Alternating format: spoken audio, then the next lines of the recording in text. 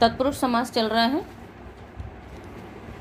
आज उसका सूत्र है खट्वा क्षेपी। खट्वा प्रथमा का एक वचन, क्षेपे सप्तमी का एक वचन। क्षेपे सप्तमी है तो निश्चित है कि ये अर्थ होगा। और ऊपर से निवृत्ति आ रही है, तेन द्वितीया तत्पुरुषः सुप सह सुपा समासः। ठीक है, किस किस की निवृत्ति आ रही है? सुप सह सुपा और समासः, और विभाषा तो चला ही आ रहा है, महाविभाषण। अर्थ करेंगे सूत्र का।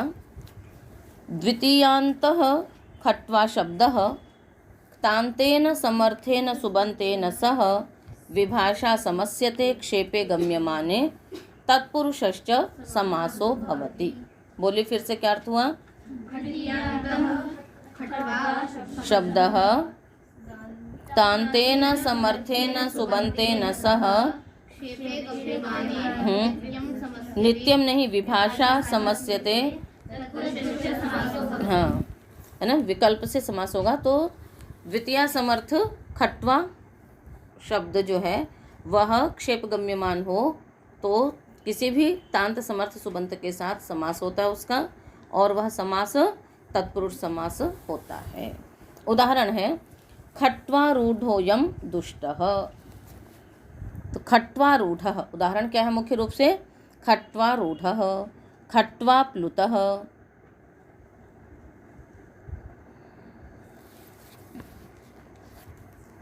तो यहाँ पर क्षेप क्या है? खट्वारूढ़ का अर्थ क्या है? खट्वाम आरूढ़ इति खट्वारूढ़ः, खाट पर चढ़ना। तो इसमें क्या निंदा है, क्या क्षेप है? तो इसमें जो निंदा है वह यह है, लिखिए, अधीत्य स्नात्वा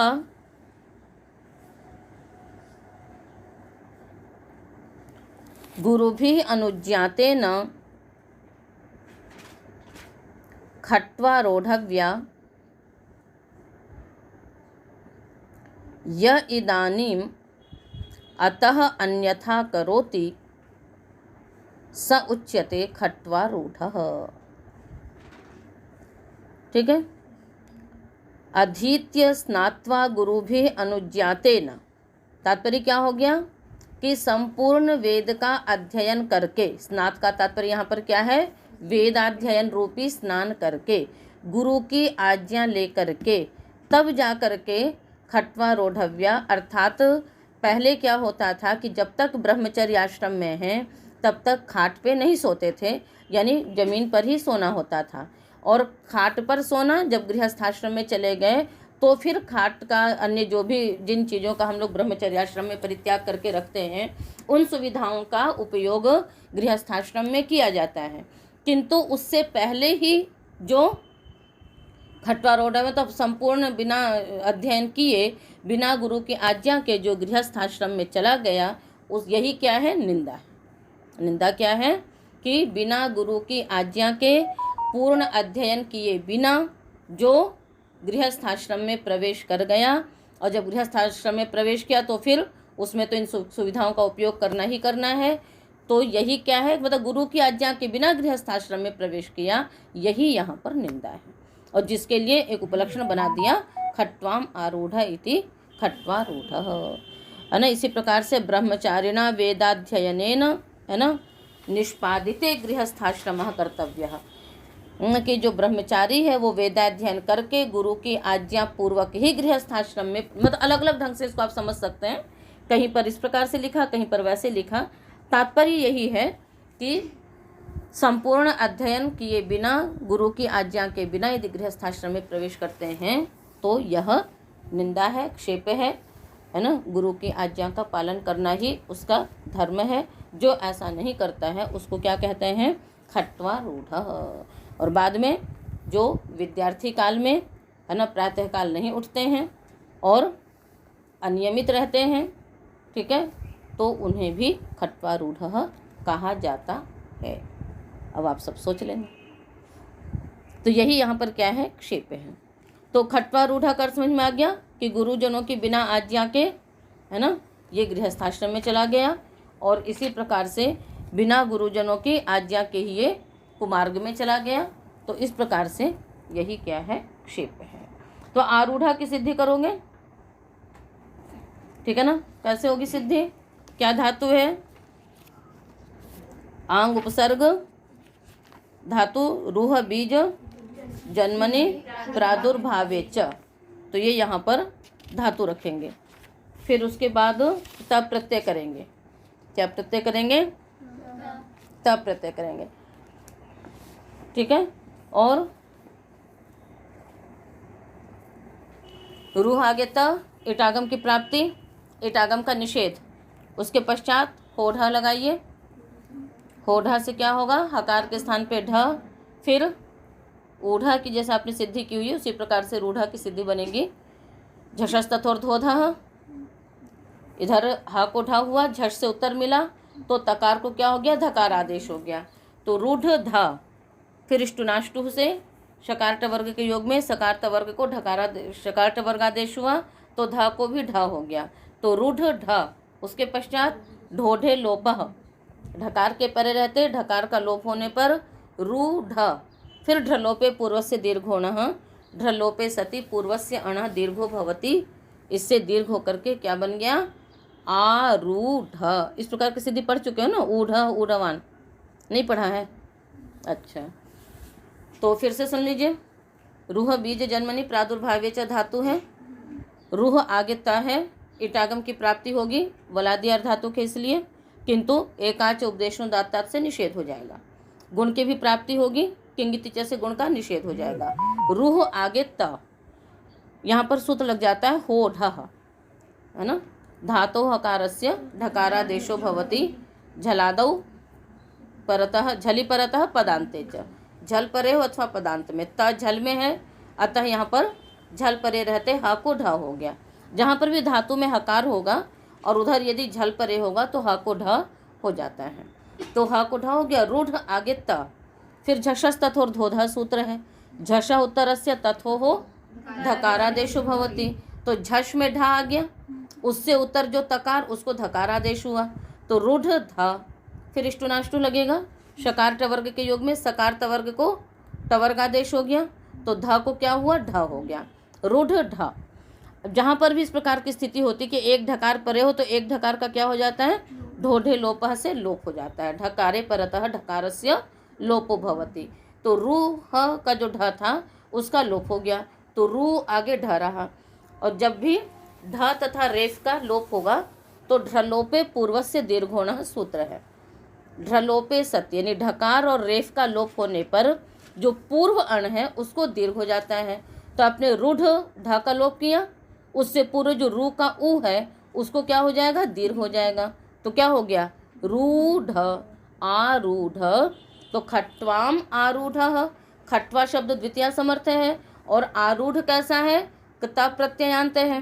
तो द्वितीय समर्थ खट्वा शब्द का आरूढ़ इस तांत के साथ क्या हो गया, समास होकर के अंतर्वर्तनी भक्ति का लुक होकर के खट्वा रूढ़, आगे साध्युत्पत्ति रुत्व विसर्ग खट्वा रूढ़। इसी प्रकार से प्लुंगतौ धातु से त प्रत्यय करके प्लुतः बन जाएगा, खट्वाम प्लुतः इति खट्वा प्लुतः। ठीक है, अगला सूत्र है। अच्छा, यहाँ पर विभाषा का अधिकार होते हुए भी ये नित्य समास रहता है, क्योंकि खट्वाम आरूढ़ यदि हम ऐसा प्रयोग करेंगे तो क्षेप गम्यमान नहीं होगा। क्षेप गम्यमान तभी दिखाई देगा जब हम यहाँ पर समास कर लेंगे।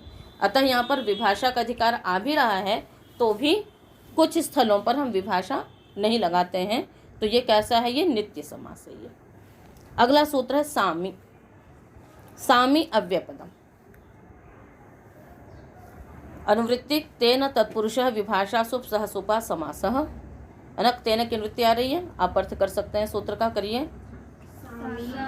इत्येतत् अव्ययम, अव्यय है इसलिए सामी इत्येतत् अव्ययम।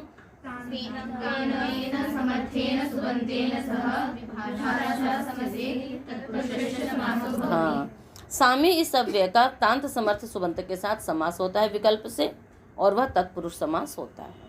उदाहरण है सामी भुक्तम, सामी कृतम, सामी पीतम, सामी माने क्या होता है?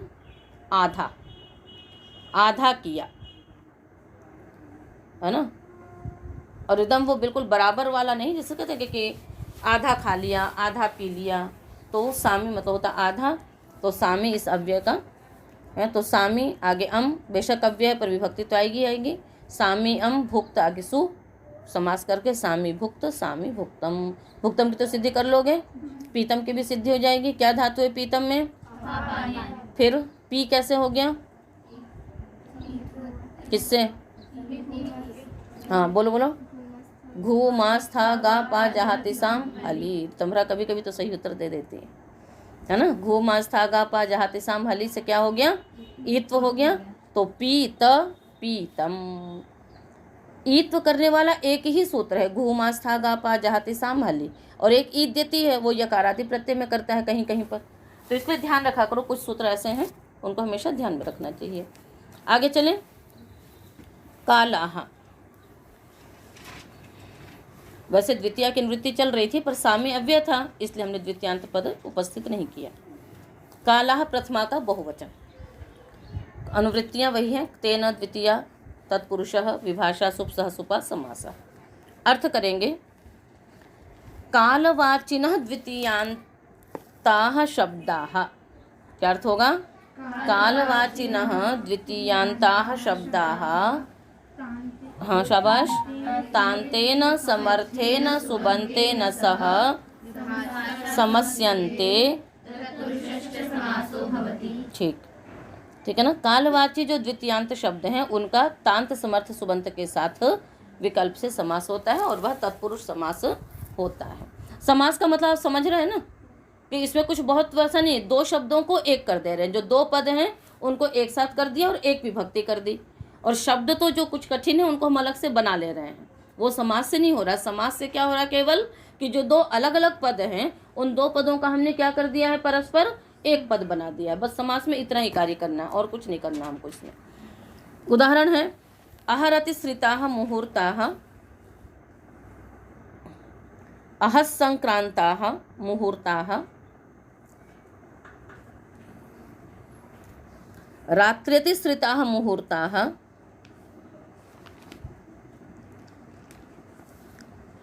रात्रिसंक्रांताः मुहूर्ताः, मास प्रमितश्चंद्रमाः,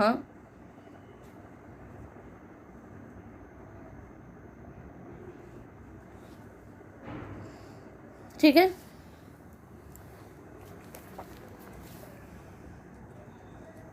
आगे एक सूत्र आने वाला है अत्यंत संयोगेच। तो अगला सूत्र जब अत्यंत संयोग में करेगा तो ये सूत्र अनत्यंत संयोग में करेगा। अभी अत्यंत संयोग, अनत्यंत संयोग और ये सब क्या है, ये अभी जब हम आपको उदाहरण बताएंगे तो उससे आपको स्पष्ट समझ में आ जाएगा। ठीक है ना। तो सबसे पहला उदाहरण है अहरतिश्रिताः मुहूर्ताः। ठीक है। तो पहले हम शब्द बना लें। अतिपूर्वक श्रीगतौ धातु से कृता प्रत्यय करके इटागम की प्राप्ति, इटागम का निषेध, गुण की प्राप्ति, गुण का निषेध, क्या बन गया शब्द? अतिश्रिताः। तो अतिश्रित एक तांत है और इसी तांत के साथ अहन शब्द का क्या हुआ है? समास हो रहा है। तो स्थिति क्या रखोगे? अहन द्वितीया समर्थ होना चाहिए। ठीक है ना। तो स्थिति क्या रखेंगे हम? अहन आगे अम, अतिश्रित आगे सु। ठीक है ना। अहन आगे अम, अतिश्रित आगे सु। फिर इसी कालह सूत्र से क्या हो जाएगा? अहन ये कालवाची शब्द है और अतिश्रित तांत है, इन दोनों का परस्पर क्या हो गया? समास हुआ। समास होने के पश्चात कृतधित समासाश्च सुपो धातु प्रातिपदिकयोः इत्यादि लग करके क्या रह गया? अहन अतिश्रित। इसके पश्चात एक सूत्र निकाल लीजिए, रो सुपी। इसका अर्थ है कि अहनः रेफस्य असुपि परतः, अहनः नकारस्य असुपि परतः, है ना, रेफो भवति। सूत्र आ चुका है आप लोगों का, नामिक में पढ़ चुके हैं इसलिए है। तो अहन के नकार को रेफ आदेश हो जाता है असुप परे हो, तो सुप परे तो है नहीं, इसलिए अहन के नकार को रकार हो गया। तो क्या बन गया? आहर अतिश्रित। आहर अतिश्रित हो गया, बहुवचन में हो गया तो क्या हो जाएगा? अहरतिश्रिताः। ठीक इसी प्रकार से रात्रिम अतिश्रिताः मुहूर्ताः इति रात्रि अतिश्रित यणादेश हो जाएगा तो क्या बन जाएगा? रात्रि अतिश्रिताः मुहूर्ताः। ठीक है, इसी प्रकार से है अहस संक्रांताः और रात्रि संक्रांताः, है ना। और एक अभी अर्थ हम सबका बता रहे हैं। संक्रांताः शब्द कैसे बनेगा? समपूर्वक क्रमुपाद विक्षेपे धातु रखेंगे, सम क्रम आगे ता, यस्य विभाषा सूत्र से क्रम उदित है ना, तो उदितो वा से त्वा के परे रहते ईटागम का निषेध होगा, अतः यस्य विभाषा से निष्ठा में नित्य निषेध हो जाएगा, तो ईटागम का निषेध हो गया। फिर क्या रहा? सम क्रम त, यहाँ एक सूत्र लग जाएगा, अनुनासिकस्य क्विझलोः किंगिति, अनुनासिकान्तस्य अंगस्य, है ना, क्वौ परतः किंगिति झलादौ परतः दीर्घो भवति। क्या अर्थ है सूत्र का? अनुनासिकान्तस्य अंगस्य दीर्घो भवति, क्वौ परतः झलि किंगिति च परतः, झलादि किंगित प्रत्यय परे हो अथवा क्वि परे हो तो अनुनासिकांत अंग को दीर्घ हो जाता है। या झलादि प्रत्यय परे कित भी है, अनुनासिकांत समझते ही हैं। अनुनासिक संज्ञा किसकी होती है? हाँ, यानी यामांगाणा न, तो जो म है अंत में ये अनुनासिकांत है, इसको दीर्घ हो गया तो क्या बन गया? क्रांत। फिर नश्चब्दांत से झली अनुस्वार से पर सवर्ण लग करके संक्रांत, संक्रांताः। ठीक है, इसी प्रकार से तो अहस संक्रांताः, रात्रि संक्रांताः। और मास प्रमितः का विग्रह करेंगे हम लोग। मासम प्रमातुम आरब्धः इति मास प्रमितः चंद्रमाः। मास को बनाना प्रारंभ किया, उस चंद्रमा को हमने क्या कहा? मास प्रमितः। तो प्रमातुम आरब्ध इति प्रमितः, आदि कर्मणिकतः कर्तरी च सूत्र पढ़ा है ना, प्रकृतः कटम देवदत्ते ने बताया था कि आदि कर्म में भी निष्ठा प्रत्यय होता है। तो मास बनाना प्रारंभ किया, आदि कर्म में यहाँ पर त प्रत्यय हो जाएगा, तो प्रमात, उसके पश्चात द्यति स्यति मास था, मित्तिकिति ये भी पढ़ चुके हैं आप लोग सूत्र, उससे इत्व हो जाएगा, तो प्रमित प्रमितः बन गया। और मासम प्रमितः, मास प्रमितः, कौन सा चंद्रमा होगा? मास प्रमितः, जो प्रतिपदा का चंद्रमा है।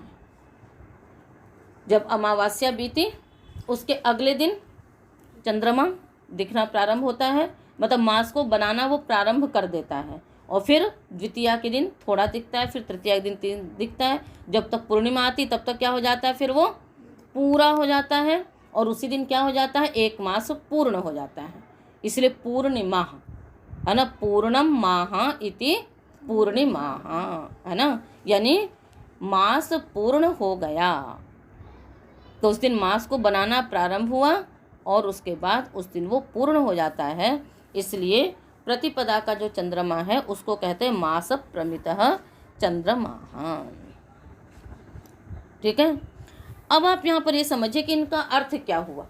अहरतिश्रिताः मुहूर्ताः, ठीक है, और रात्रितिश्रिताः मुहूर्ताः। ठीक है, तो अभी तो आप लोग घंटा, सेकंड, मिनट ये सब जानते हैं। पहले क्या होते थे? मुहूर्त होते थे। ठीक है ना, आठों याम है, मुहूर्त है। काल की गणना पहले सेकंड, मिनट और घंटों से नहीं होती थी, अभी तो किससे होती थी? निमेष, उन्मेष, क्षण, लव, मुहूर्त, इन सब से होती थी। ठीक है, तो लिखिए क्षण मुहूर्ताः चराचराः। क्षण मुहूर्ताः चराचराः ते कदाचित् अहर्गच्छन्ति कदाचित् रात्रिम्।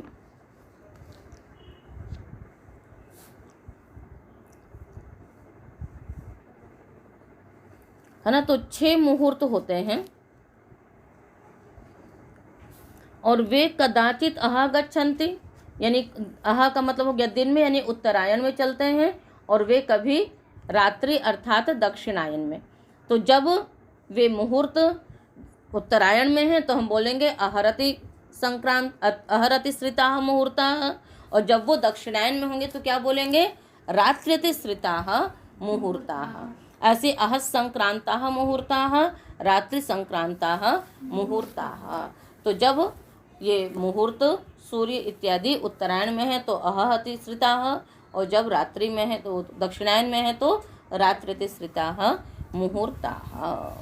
ठीक है ना, एक साथ वो नहीं चलेंगे सारे, कुछ इधर हैं तो कुछ उधर हैं, उधर है तो वो इधर है। इस प्रकार से इनका होता रहता है। तो कुछ रात्रि में यानी कुछ दक्षिणायन में चलते हैं और कुछ उत्तरायण में चलते हैं। तो इस प्रकार से इनका ये क्रम बना रहता है। तो ये कालवाची शब्द हो गया ना, अहह और रात्रि, मास, संवत्सर, ये सब शब्द क्या है आपके कालवाची शब्द हैं। तो इस कालवाची शब्द का द्वितीयांत समर्थ एकतांत समर्थ सुबंत के साथ समास हुआ। और आपको मैंने सिद्धि भी बता दी कि संक्रांत शब्द कैसे बना, प्रमित शब्द कैसे बना, और एक शब्द और तो अतिश्रित शब्द कैसे बना। ठीक है, अगला सूत्र है अनत्यंत संयोगे च।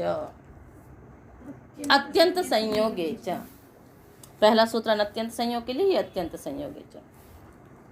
अत्यंत संयोगे सप्तमी का एक वचन, च अव्यय पदम। अत्यंतः संयोगः अत्यंत संयोगः, तस्मिन् अत्यंत संयोगे, कर्मधारय समास हो गया ये। मतलब अत्यंत संयोग, जितने काल का है उतने काल का वो पूरा संयोग रहेगा। चलिए अर्थ करिए सूत्र का। यानी कृत्स्न संयोग, अत्यंत संयोग का मतलब आप क्या कह सकती हैं, कृत्स्न। कृत्स्न माने संपूर्णता से, अभी उदाहरण से आपको और स्पष्ट हो जाएगा। तो कहते हैं अत्यंत संयोगे गम्यमाने कालवाचिनः द्वितीयांताः समर्थाः सुबन्ताः, यहाँ पर तान्तेन नहीं है, बस समर्थेन सुबन्तेन सह विभाषा समस्यन्ते तत्पुरुषश्च समासो भवति। अत्यंत संयोगे गम्यमाने कालवाचिनः द्वितीयांताः समर्थाः सुबन्ताः समर्थेन सुबन्तेन सह विभाषा समस्यन्ते तत्पुरुषश्च समासो भवति। कहते अत्यंत संयोग, एकदम कृत्स्न संयोग गम्यमान हो तो कालवाची समर्थ सुबंत का अन्य समर्थ सुबंत के साथ विकल्प से समास होता है। उदाहरण है मुहूर्त सुखम, सर्वरात्र कल्याणी, सर्वरात्र शोभना।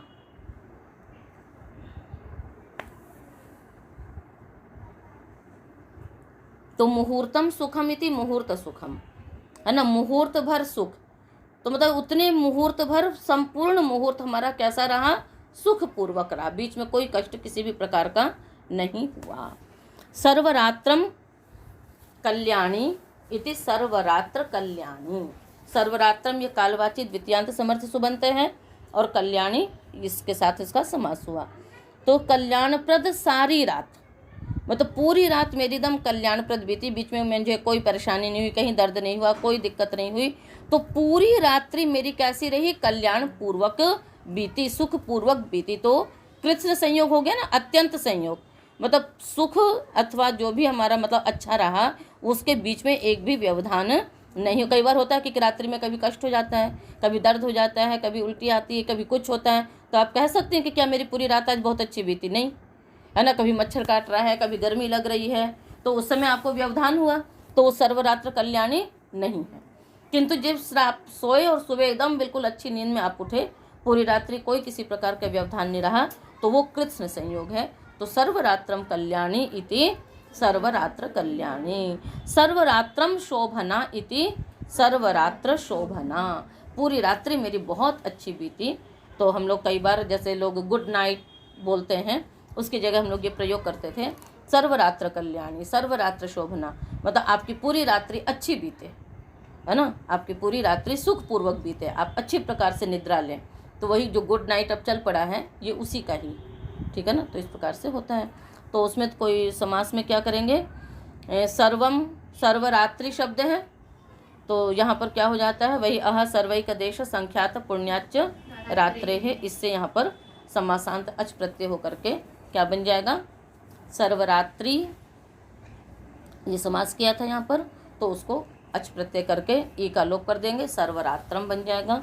तो सर्वरात्र कल्याणी, तो शब्द आपका सर्वरात्र है कालवाची, इसका कल्याणी के साथ समास हुआ तो सर्वरात्र कल्याणी, सर्वरात्र शोभना, मुहूर्त सुखम, इस प्रकार से रात्रि सुखम कोई भी बना सकती हैं। तो वो अत्यंत संयोग दिखाने के लिए उन्होंने सर्व शब्द का प्रयोग किया है। तो इस प्रकार से आपने आज सूत्र पढ़ा, खट्वा, क्षेपे, सामी, कालाहा और अत्यंत संयोगे च। तो ये सूत्र तत्पुरुष समास के हैं और उक्तांत समर्थ सुबंत के साथ इनका समास हुआ है। आज का पाठ इतना ही, शेष कल।